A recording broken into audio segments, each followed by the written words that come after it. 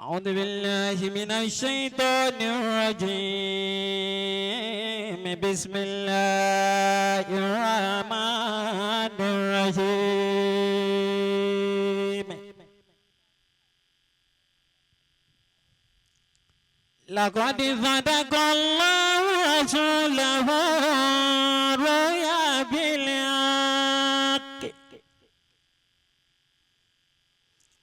لتدخلن المسجد الحرام إن شاء الله آمنين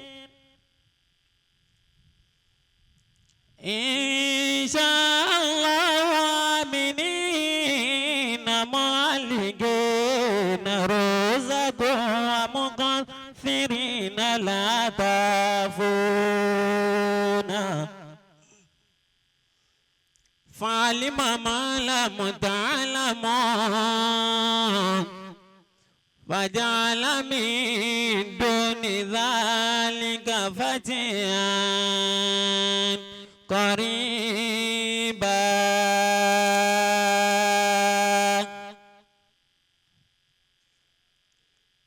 هو الذي أرسل رسوله بالهدى ودين الحق ليظهره على دين كله وكفى بالله شهيدا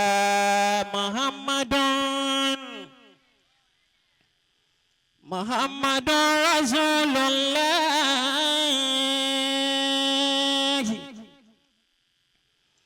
محمد رسول الله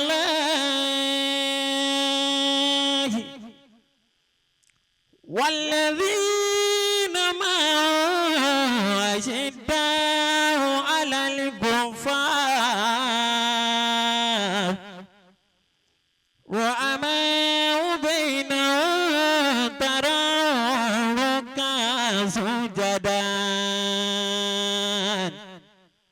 يبتغون فضلا من الله ورضوانا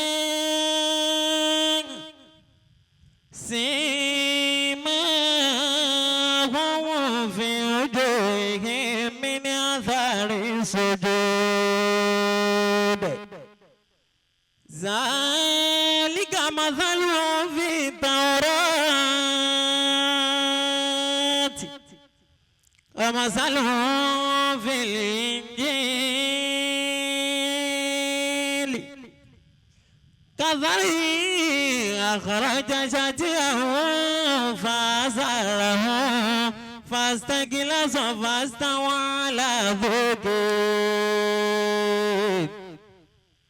فاستغلظ فاستوى على سوقه يعجب الزراع ليغيظ بهم الكفار وعد الله الذين آمنوا وعملوا الصالحات منهم مغفرة وأجرا عظيما بسم الله الرحمن الرحيم ومن يرغب عن ملة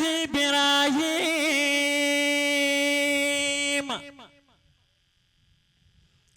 ومن يرغب عن ملة إبراهيم إلا من سفه نفسه ولقد اصطفيناه في الدنيا وإنه في الآخرة لمن الصالحين الذين قال لهم الناس الذين قال لهم الناس